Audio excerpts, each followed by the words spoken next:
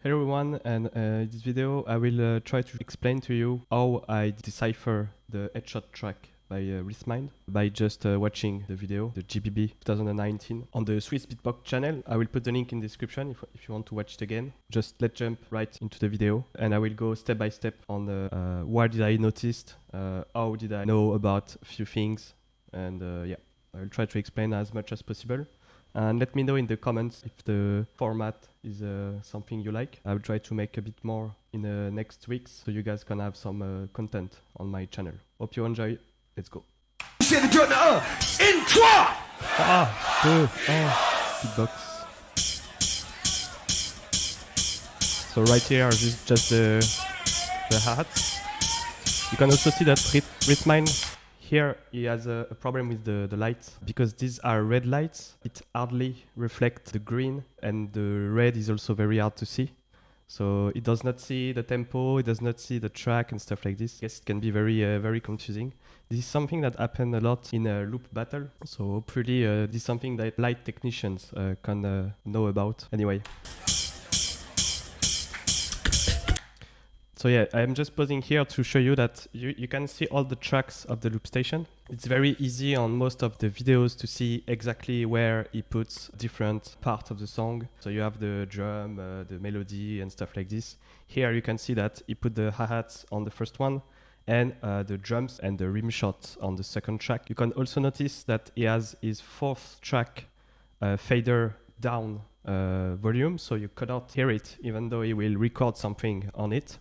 You can also notice that he has no input effects enabled. However, it's very hard to see because of the lights. Again, you can see afterwards better when he puts his hand.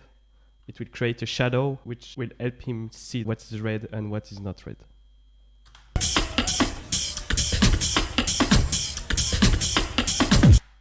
Okay, so here it's the very important part. As you can see, he's pressing on the input FX B just twice actually. So he enables it, he does his kick. You can hear the kick correctly if I go back.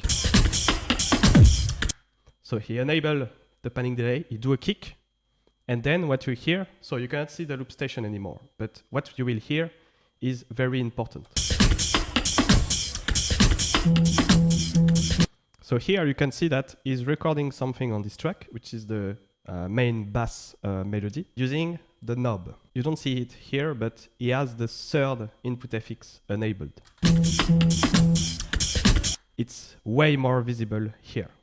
The last input FX is enabled. So because we know that the second one is a panning delay, because on the Loopstation there are only 2 delays, which allows you to record something indefinitely and to control the volume with the knob. It's the delay and the panning delay. You can hear it's a panning delay because you have a wider sound than just a standard delay. So you hear it on both sides very clearly. So it's a panning delay, and the third one will be a filter, as I already mentioned. And how did I know this? Just by listening to the original panning delay sound without any effect. You can hear it's very harsh, it's very high frequency sound. So if you remove those high frequency, those harsh frequencies with the filter, you can get a similar result to what he's doing right now. So panning delay on the second one because he used the knob, and filter on the last input FX because of the sounds you get. Rythmind Loopstation is a bit weird because it doesn't have the knob for the main control. Okay, he removed the caps, or he lost it, I don't know. Maybe he broke his Loopstation. But he has this tiny thing, which is the knob, but just without anything. And he will use that in a moment. As you can see, right now he's turning the knob up. Okay, so if you already watched my headshot tutorial video, you know that the first note is 12 milliseconds. If you go up, you will get to 8 milliseconds, which is what he's doing right now. Then he used the knob to put again the 8th note. And then he goes down on the panning delay note to go from 8 to 11. And then he puts the last note, which is 11. So here he does the exact same thing. He uses his left hand to control the volume of the note and the right hand to control the note. So he just flips the volume up. He takes his right hand to control the note, and he does a very perfect time descent on the note. So that way you will get this effect. And then also very important, he cut the volume off at a very specific point. Also very So here he put the volume again. If you watch his right hand, he put full volume on the panning delay with the note 24 milliseconds. So that way he has this kind of muddy bass because he's recording something. Then here he's still a bit pissed about the light, so Headshot! Everybody with me, headshot, it's easy! Headshot! So yeah, you can see very clearly he presses track in order to put the headshot on the middle track. Just very subtle. Headshot! Headshot. Headshot! So here you can see he pressed the last track, okay? Because he recorded the descent on the fourth track, the one that was muted, if you remember correctly at the beginning. So that's why you don't hear it right now. Maybe he has stopped it. And now he's doing the snares. So if you notice correctly, he used the dotted ace rhythm to put the snare. So this is a... And I think right now he's pointing at Enemy to say to him like, hey man, it's your thing. Because if you remember correctly, Enemy did that. The dotted ace snare replaced the beat scatter snare. And he does this in the GBB 2018. And he does like beat scatter is overrated or something like this. Sometimes beat scatter is too mainstream, right?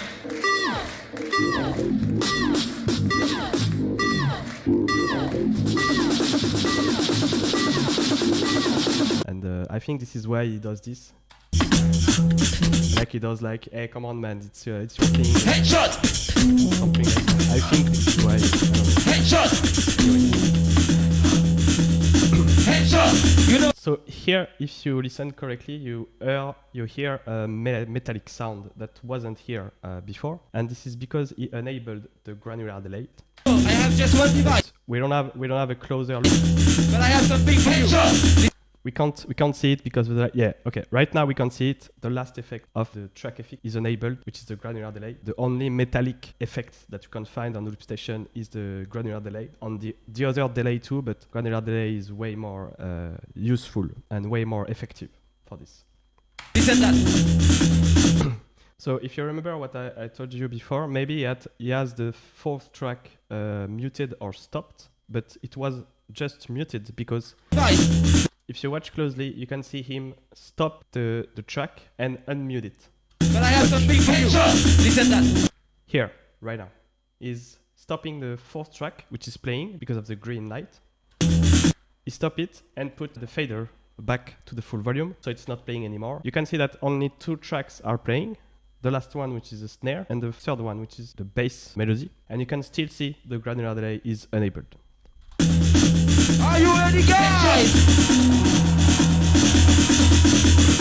So here, he stops the bass melody, or just shut the volume.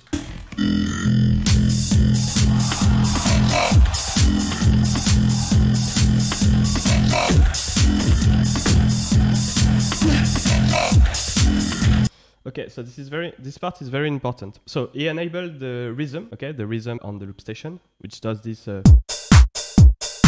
very simple beat kick, clap, with the hi-hat. And this part is very important because if you listen correctly, you hear Rythmind doing some kicks. So at first, when I saw this, I didn't know why, of course, obviously. You know after why he does that. So if you can see it's very subtle, but I think... Yeah. So if you pause correctly, you can see that the first track, okay, who had the hi-hats, just the is recording something. So he deleted the track because it's too short, and right now it's yellow. Okay, it's very hard to see, but it's yellow. So he's recording something. He's recording the kick that you can hear on top of this new track. Not on top, but on this new track that is muted. You can see if it's muted or not, but okay, you can see better here actually. Here. Okay, here you can see all the fader are all up except the first one. The track is yellow, is recording something, and yeah, that's it. So you can see that he has two tracks playing, the bass and the rim shot. Something like this.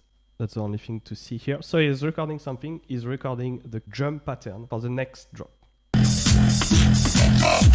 He's layering the snare, so he does 3 snare.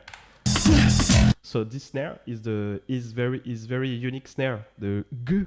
I don't know how to do it. Whatever. You can't hear it very well because it's very subtle, but he does spit snare, something like this, and he does the last snare. It's a PF snare. Yeah, this snare. So he does 3 types of snare on top of the first track, and the first kick that he does. And now he does the shakers.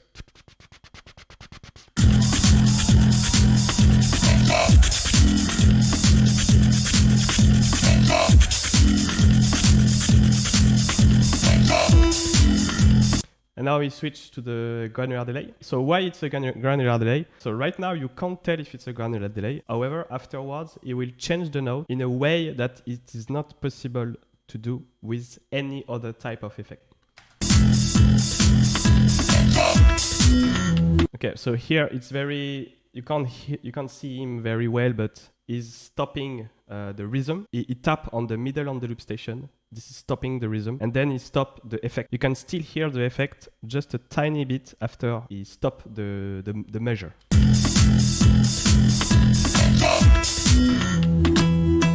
you can see there is a very subtle switch. Here he has only 2 track playing, which is the bass again, and the rim shot. So still the same thing. He has just removed the effect on the bass melody on the 3rd track. He stopped the rhythm, and now doing the granular delay. And if you read correctly, he will just go up once to do the da da da. So he's changing 1 semitone up to change the note of the effect if it's not a granular delay. And the only effect that can do this is the granular delay. So you can hear it's a granular delay because of this.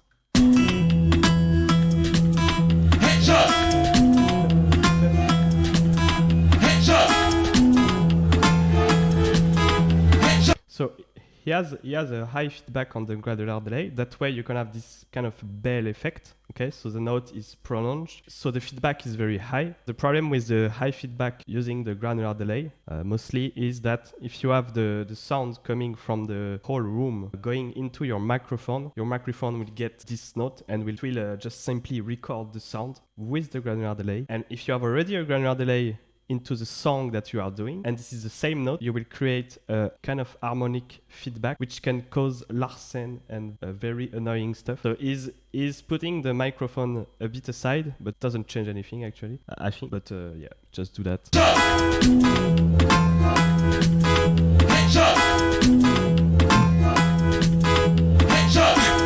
So you can hear that he has still the granular delay enabled, and you can see the red light on the last track FX, I believe. Yeah, so right now he's changing the effect, except for the granular delay, which is the same granular delay. He's changing the effect in the middle. He's putting a tremolo effect, if you remember my tutorial. So he was on the ring modulator or lo-fi, and now he's going down to the next effect. Ring modulator and lo-fi both are at the same level, and down from ring modulator and lo-fi, you have the tremolo way down, but it's coherent.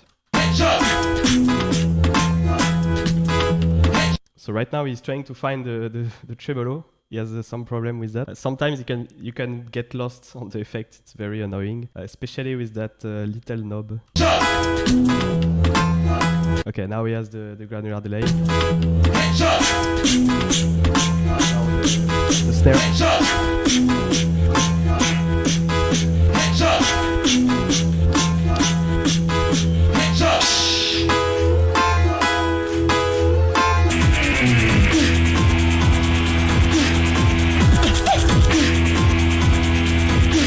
So here there is not much to say. It's the end of the song, so it doesn't do any other tracks.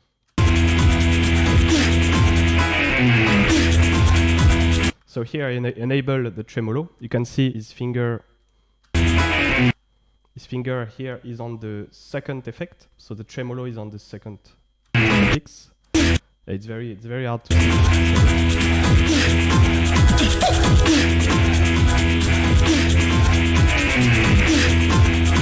So you can see all the effects are enabled. Three lights, three effects. You can also vaguely, very subtle, but you can see that the only track that has effects enabled is the fourth one. I don't know if you can see it very clearly, but it's greenish because on the Loopstation, when you press track FX, all the tracks that have the effect enabled will blink green. So this one is blinking green, it has the effect.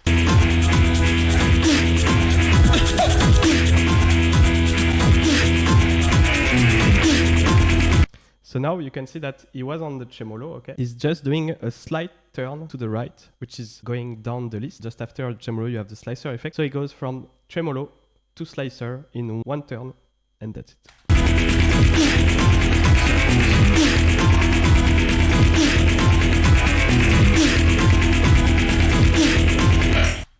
So here it's very important. You can see that he's putting back the bass. And then he shut the volume, of course, and it's the end of the song. However, you can see he also do another thing. He puts the effect on the third track, but he does also one more thing.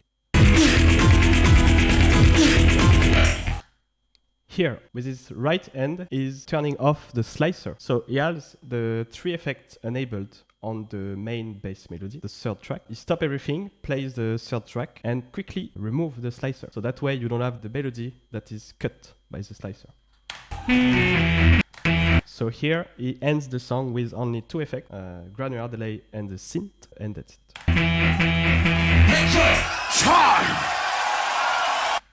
And that's the end of the song, obviously. Okay, so this was a bit what went through my mind when I watched the video and trying to know how it does the headshot track. I hope it will help you to try to decipher other track from other looper. If you liked this type of video, please tell me. I would like to make more if you like it, and hope you enjoyed, and thank you for watching, and bye. See you next video.